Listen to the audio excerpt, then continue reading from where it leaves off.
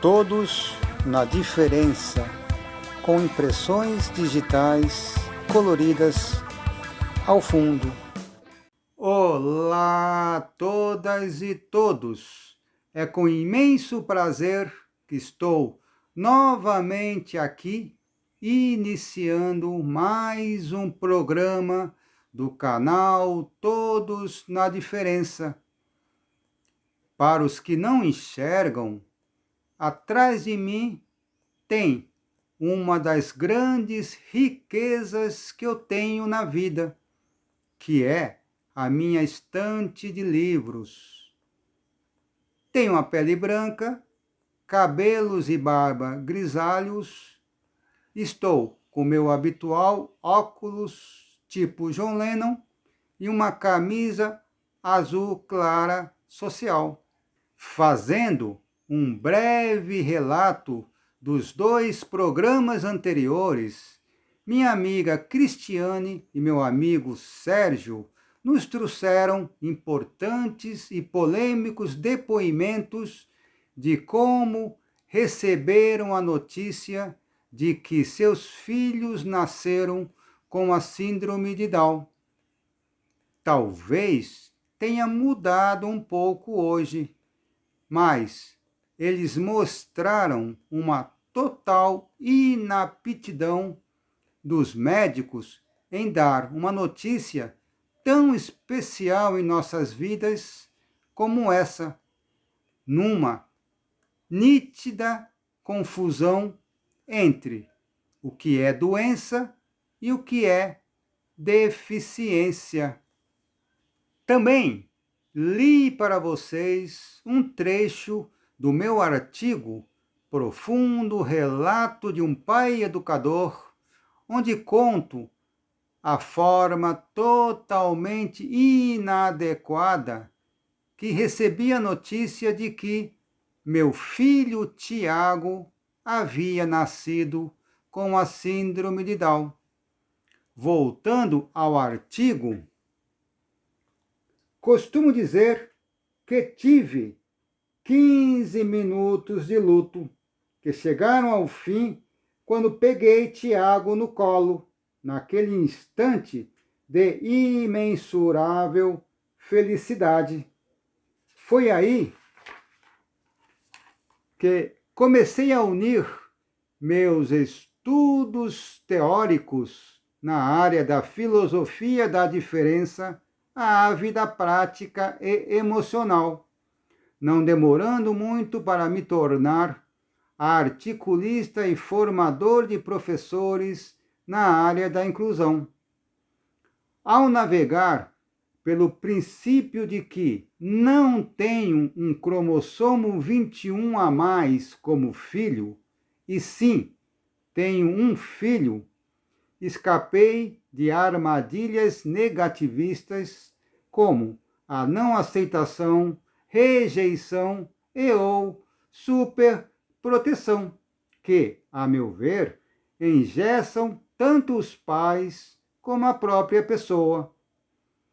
Passei a perseguir concretamente uma trilha mais instigante e desafiadora, a de acreditar e investir na potencialidade criativa do Tiago, apostando em sua autonomia diante de um mundo que não poucas vezes aponta para a destruição e o aniquilamento.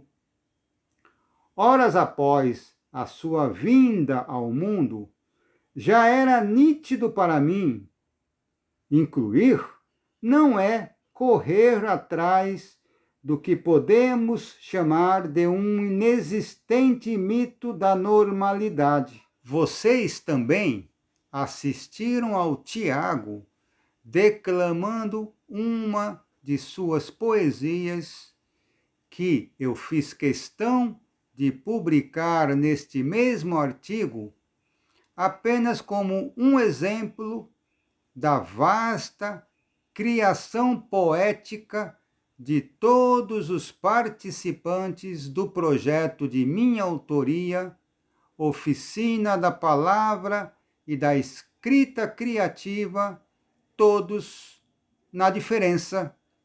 Antes de continuarmos nesse imperdível bate-papo com Cristiane e Sérgio, deixo vocês mais uma vez com o Tiago declamando uma poesia de sua autoria. Nesse vídeo que vocês vão assistir, ele está com uma camiseta preta, contendo nela um desenho do cantor jamaicano Bob Marley, e ao seu redor, galhos e folhas verdes das árvores que eu tenho aqui na frente da minha casa, na Serra da Cantareira. Eu vou ler minha poesia. Todo na diferença. Ficar sozinho e ver perto da saudade. A janela abre o sol no espelho do céu. A linha do tempo caminhar para o universo. Sonhar com o sorriso da natureza. Vacina já!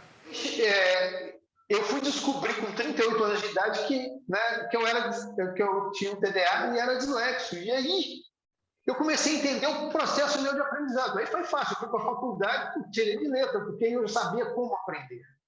É muito interessante que isso me ajudou a educar meu filho na parte pedagógica.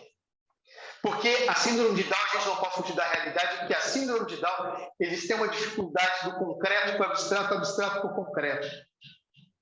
Então, eu trazia o concreto para ele. Na matemática, eu usei o ábaco, eu usei estruturas reais. Ele tinha dificuldade na história, porque a professora tinha aquela coisa de história, que em 1500, que em 1000 isso, em 21 de tal, tal, tal.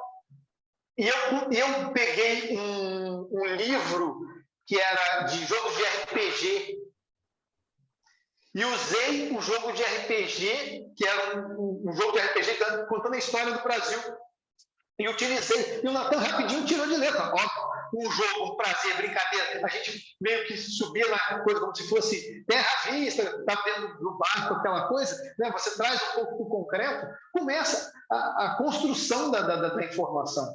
Né? Então, isso foi super legal. Bem, foi mais ou menos assim a hora da notícia para a gente. Então, Sérgio, essa questão da notícia é tão cruel que naquela primeira semana, antes de saber oficialmente que o Thiago tinha síndrome de Down, eu cheguei a pensar, eu sou péssimo jogador de futebol. Eu cheguei a pensar, puxa, eu não vou conseguir jogar futebol com meu filho. Olha o que me veio na cabeça. Né? A coisa que vem que eu não controlo. Hoje o Thiago joga bola muito melhor do que eu, né? É músico, poeta, escreve. Então, eu quero dizer, e sobre essa questão dos especialistas, teve um dos especialistas que eu fui, ele chegou para a gente e disse o seguinte: olha, a cada conquista do seu filho, abre uma champanhe. Até hoje, eu e a Regina brincamos que dá vontade de voltar lá e dizer que nós ficamos alcoólatras. Eu ia falar isso agora. Por exemplo, o meu filho toca bateria, o filho do Sérgio toca... qual instrumento mesmo, Sérgio? Berranteiro. Então, e aí, se alguma pessoa, entre aspas, sem deficiência, vira músico, ninguém fica surpreso. Quando alguma pessoa com deficiência vira músico ou vai para a faculdade, olha, ele superou a deficiência. Eu costumo dizer que não superou nada, ele foi com a deficiência, né? A deficiência faz parte dele, não superou a síndrome. No cadeirante é mais fácil pensar isso. ele não andou. Superar a deficiência com cadeirante seria andar, né? Eu tenho um amigo que fala, o Tuca Munhoz, que ele é cadeirante, que ele fala, se eu for esperar eu superar a deficiência, tem que estar alguma coisa na vida, eu não vou viver, porque eu tenho que esperar eu andar. Então, vai emendando essa questão com... como é que vocês veem essa coisa de cobrança maior, né, em relação às pessoas com deficiência, e essa história de que, olha, que legal, ele superou a deficiência. Como é que vocês veem isso? Eu posso falar da minha experiência, né? Eu não sinto que exista essa pressão social, né? No sentido, assim, de ter que cumprir com certas etapas e tal. Não percebo isso, pelo menos isso não acontece comigo, né? O que eu percebo, assim, que existe muita coisa, assim, de colocar na conta da síndrome de Down, que eu falo, né? Então, por exemplo, assim, alguns comportamentos dele sendo tolerados, que talvez se ele não tivesse deficiência não seria, né? Aí assim, mas ele tem síndrome de Down, né? As pessoas não precisam nem falar, mas a gente percebe que tem um pouco isso, né? Então, assim, tudo bem, ele não quis, por exemplo, na escola, né? Ele não quis comer com os colegas, tudo bem. Se é uma criança sem síndrome de Down, não, tem que sentar e comer com os colegas, né? Então, às vezes eu percebo, assim, uma certa condescendência, que eu acho que não é bom, não é legal, por conta da síndrome de Down. Outra coisa que eu percebo também, muitas vezes, quando a gente procura, assim, quando a gente leva nos especialistas, nos diferentes especialistas, né? Também muito isso, assim. Por exemplo, vou dar um caso bem concreto aqui, né? O Luigi, desde que nasceu, ele tem um trânsito intestinal mais lento, né? E eu tive que lutar muito para ter um profissional que quisesse investigar, para ver se tinha realmente alguma questão. Porque o que eu sempre escutava assim, isso é da síndrome de Down. Isso é por causa da hipotonia, né? Mas e se não for? Né? Porque pode ter outras causas, né, que expliquem, né, uma constipação intestinal, né? Então, hoje eu tenho uma médica, né, que olha para o Luigi, não olha para a síndrome de Down, né? Então, a gente já investigou e segue investigando, né? Principalmente a questão da doença celíaca, que pode se manifestar ao longo da vida, né? Todos os anos a gente faz o teste da doença celíaca, a gente investiga se ele tem fungos, a gente investiga bactérias, investiga tudo, né? E por enquanto, sim, essa é a conclusão que a gente tem. Existe uma hipotonia, sim, da musculatura intestinal e por isso o trânsito intestinal dele é mais lento. Mas hoje a gente fala isso porque a gente investigou, né? Mas durante muito tempo que eu ouvia dos pediatras era isso. Não, isso é por causa da síndrome de Down. Então, por exemplo, a questão da marcha. Às vezes tem uma criança com síndrome de Down que já está com 3 anos e não caminha, por exemplo, né? Não dá só para dizer que é por causa da síndrome de Down, às vezes pode ter outra coisa, às vezes pode ser uma criança, por exemplo, com um problema de visão gravíssimo, que não foi investigado, e a criança não caminha porque ela simplesmente, quando se coloca numa outra postura, ela simplesmente não consegue porque a visão dela está prejudicada. Então, não dá para botar tudo na conta da síndrome de Down sem ter certeza, né? Então, isso eu percebo que acontece, né? Outra coisa que eu percebo muito, assim, aí tem a ver com o que o Guga estava falando, né? É a ideia da superação, né? E aí, assim, e aí fazer um gancho também com o que o Sérgio falou, me incomoda muito esses perfis, né, das redes sociais de mães, né? Em geral são mães que fazem isso, né? Mas vou falar famílias até porque pode ter pais que fazem também. Mas dessas mães que acabam usando essas conquistas, né, esses avanços do desenvolvimento como se fosse assim, às vezes até um troféu para a própria, né, para a própria imagem narcisística da mãe, né? Tipo assim, olha como eu sou uma boa mãe, né? Apesar da síndrome de Down, meu filho faz isso, meu filho faz aquilo e tal, né? Eu acho isso muito cruel com todas as outras mães, né? Porque às vezes eu posso ter feito tudo que estava ao meu alcance e o meu filho pode estar com 5 anos e não está caminhando ainda, por exemplo, né? Por diferentes questões que pode até nem ter a ver com a síndrome de Down, né? Ou o contrário, né? Ele pode não estar caminhando porque eu, como mãe, não fiz o que estava ao meu alcance, porque eu estava vivendo um luto desgraçado que eu não consegui superar, porque me faltou apoio, porque me faltou, porque eu, né? Então, quer dizer, eu acho que não é bacana a gente nem cobrar demais, não é legal botar na conta da síndrome de Down e também não é legal a gente se exibir demais, porque cada pessoa tem o seu ritmo de desenvolvimento, cada um tem as conquistas que é possível ter, né? Eu já me cobrei demais, e até assim, se o pai do Luiz, que agora é meu ex-marido, né? Mas é muito meu amigo, se ele escutar esse programa, ele vai vir com o dedo na minha cara, né? Porque ele sempre dizia para mim, para de te cobrar tanto, deixa o Luiz ser criança, né? Porque eu queria botar em todas as terapias, eu queria dar tudo, eu queria fazer tudo, né? E hoje eu acho que estou um pouco menos, ainda acho que eu podia relaxar um pouquinho, né? Mas, assim, eu me cobrava muito, assim, que eu pensava assim, poxa vida, eu sou fonoaudióloga, eu sou professora universitária, eu estudo isso, a minha área de pesquisa na universidade é a aquisição da linguagem, então vocês imaginem a minha cobrança, né? O Luigi precisa ter, né, a melhor fonoaudióloga, ele precisa ter as melhores, né, intervenções e tal. Mas aí ele é o Luigi, ele não é a mãe dele, ele não é a melhor teoria, ele não é a melhor fonoaudióloga, ele é o Luigi, né? E ele tem o desenvolvimento que é possível ter, né? Então eu acho que a gente precisa olhar muito mais para a pessoa que está na nossa frente e menos para a condição dela, né? Porque a condição responde só por parte daquilo que a pessoa consegue fazer ou demonstrar naquele momento da vida dela, né? Então hoje eu já tenho muito assim, ó. Ele vai ler na hora que ele tiver que ler, ele vai escrever na hora que tiver que escrever. Se ele precisar levar 3 anos de alfabetização para ler, ok. Se ele aprender a ler no primeiro ano, também ok, não vou exibir isso nas redes sociais, né? Eu acho que se a gente conseguir olhar mais para a criança, talvez esse processo se torne muito mais tranquilo para todos, né? Para a gente, enquanto família, e para a própria criança, porque eu fico pensando, né? Às vezes eu fico me colocando no lugar do Luigi, né? Tanta expectativa que é colocada, né? Tantos olhares ali apostando, né? Os diferentes terapeutas, né? E a escola, as professoras, o atendimento educacional especializado, né? Deve chegar uma hora que ele deve dizer, meu Deus do céu, me deixem brincar em paz, né? Porque deve ser pesado, né? Tanto estímulo também que a gente acaba dando, né? Então, a gente precisa buscar o ponto de equilíbrio e também deixar a criança ser criança, o adolescente ser adolescente, o adulto ser adulto, né? O Sérgio falando agora, o filho dele nesse momento ali, de querer construir a própria família, né?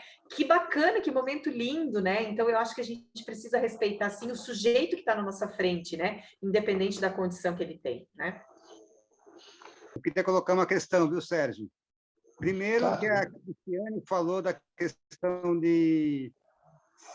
das deficiências, que a gente pode ter alguma deficiência no futuro, né? E aí eu costumo dizer que, quando eu era estudante, eu tinha muita dificuldade de aprendizagem, e eu aprendia mais no concreto, né? E hoje eu participo de um grupo de educadores que pensa exatamente isso, que não adianta todo esse conteúdo exagerado que as escolas tradicionais costumam passar, e tem que ir mais para o concreto, para os interesses dos estudantes, sejam eles quem forem, né? E outra coisa, Sérgio, eu queria fazer essa questão para você. Estudando muito a psicologia infantil, eu li bastante que, assim, parece que tem como lugar comum das várias vertentes da psicologia infantil que os primeiros 5 anos são fundamentais para o restante da Com vida. certeza, com certeza. Então, Sérgio, nessa sua experiência com pais, né, porque nós sabemos que a grande maioria, se nós 3 passamos por isso, imagina os outros pais, a questão da rejeição, da superproteção. Sim, com certeza. Eu costumo dizer o seguinte, as experiências que eu tenho com pais é que leva, em média, estou chutando, né, 5 anos, 6 anos, para a pessoa conseguir realmente, né, superar essas fases. A gente tem tido um resultado melhor aqui, Guga, aqui em Juiz de Fora. Tá? Mas baseado, é o seguinte, né? Por exemplo, lá no ambulatório, não agora que está no momento da Covid, mas o ambulatório, por exemplo, ele é pautado com alguns voluntários, pais que são pais mesmo, né? Mães, e tem pessoas com síndrome de Down, que quando chega uma família, ela é acolhida primeiro pelos pais. E aí começa a conversa com os pais, mas pais que estão devidamente instruídos e bem conduzidos, tá? Começa por aí. E a partir daí é passado para o pediatra, vem para mim e a gente vai fazendo esse link de informações. E a gente tem esse jornalzinho nosso, que você já conhece, né, Guga? Né? E a gente vai passando as coisas para poder. A gente tem um grupo de WhatsApp do nosso coisa, onde eles entram, tem pessoas com síndrome de Down no grupo que conversam, meu filho, tem o Alessandro, tem uma galera que faz parte, entendeu? Agradecimentos, Cristiane Lazarotto, Sérgio Carvalho.